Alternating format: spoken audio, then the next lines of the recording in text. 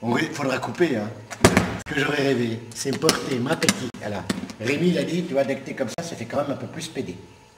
Par contre, effectivement, si tu ouvres ta boîte à fantasmes et que dedans il y a une panoplie de saucissons, bon, bah tout de suite ça change. Ça pourrait être une panoplie de godes, ça peut être ce que tu veux. En tout cas, mon petit génie, dans tout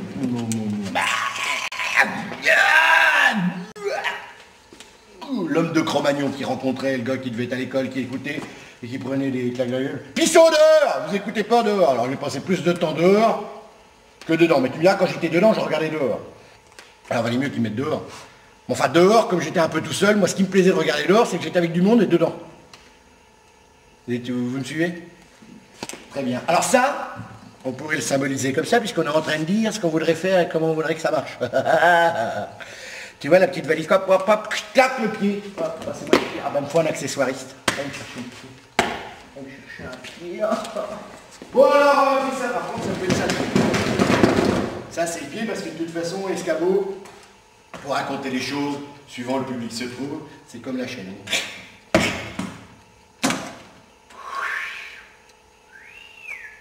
Et toute ma vie, j'ai rêvé. Chanson. Et toute ma vie, j'ai rêvé. Toute ma vie, j'ai rêvé. Qu'un petit génie puisse m'accompagner à chaque fois qu'il y avait des petits problèmes. Vous n'avez jamais rêvé de ça, vous, mesdames, mesdemoiselles, messieurs, quand vous avez des emmerdes, quand vous avez... Et puis pourquoi on ne pourrait pas? J'en reviens, et pourquoi pas? Et pourquoi pas?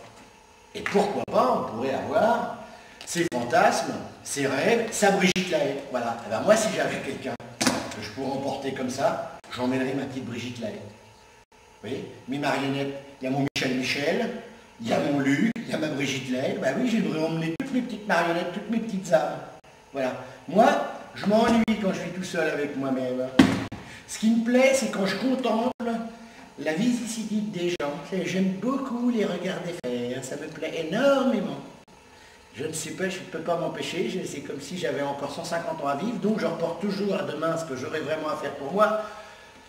Et des fois, je vais m'aider des gens en arrêtant mon travail, alors que moi, je devrais vraiment le faire pour moi, mais c'est tellement mieux de le faire pour les autres, parce que pendant ce temps-là, vous savez bien l'histoire, hein, mais je parle pour les malades.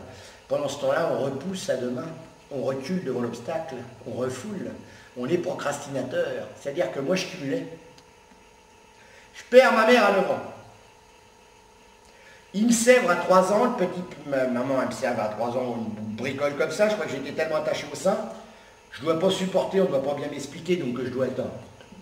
Je crois que j'ai une réaction au sein et au... Voilà, ça m'a duré très longtemps. Donc je cumule.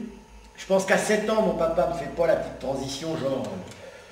Mon fils, tu vas devenir un homme, je t'initie, je te prends la pichette, je t'explique 2-3 trucs, enfin je sais pas, il paraît que ça se passe. Et avec tous les petits cas que j'ai lus, j'ai quoi? Je sais qu'il y a un gars qui a dit que tout était relatif. Et croyez-moi que j'en ai des papiers, j'en ai plein ma valise. Alors, sinon, il va y avoir la version où tout le monde va sortir avec son fichier. Je ne me suis pas tapé 10 ans de psychanalyse pour que vous en receviez pas un petit peu. Ne serait-ce que, comme disait Moitessier, donc je fais encore une discrétion, psychanalyser, il en restera toujours. Lui il disait planter, planter, donc il plantait sur une île déserte des petites graines parce qu'il se disait qu'il n'y aurait plus d'arbres un jour.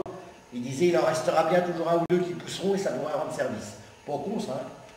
Ben, Landry Pissot, donc l'interprète du garde champêtre, il dit, lui qui bricole pas, il dit bricoler, bricoler, travailler, travailler, ben, ça c'est Rémi, il dit ça aussi, il en restera toujours quelque chose. Essayez, échouez, réessayez, vous finirez bien par occuper votre temps. Comme ma boîte à fantasmes. Je l'avais mis là, dans mes rêves. Ma petite Brigitte Lahaie, mon petit philosophe qui te répond, tu vois, tu as plein de problèmes, tu lui donnes 60 €, il te pose une question et il te comble la semaine. Là, voilà, exactement, mesdames, mesdemoiselles, messieurs. Donc là, je ne peux pas refaire, Coluche il passe avant moi. Mais alors, de quoi il me soulage? Pas de mes 60 €, mais il te pose des questions. Je vous redis pour vous, mesdames, mesdemoiselles, messieurs, faites-le entre vous, vous allez voir, essayez. C'est pas inintéressant. Faut-il savoir aussi être humble et aller chercher à l'intérieur de soi? Ça, c'est un parcours personnel. Je descends l'échelle, je reviens vous voir. Donc, un accessoiriste. Ou alors moi qui ai mes accessoires. Voilà pourquoi il va falloir que j'aille... Là, comme les magiciens, ils vont... D'où l'idée de prendre des pieds qui font le... Voilà, ça. Le petit... C'est la petite tablette. Hop, la magie, la petite boîte à magicien. La petite nappe, tu vois. Vous voyez là? suivez le pied, facile, dans l'autre petite valise. Je vous rappelle quand même que je suis en train de vous raconter l'histoire d'un gars qui voulait avoir la vie d'André Rieu.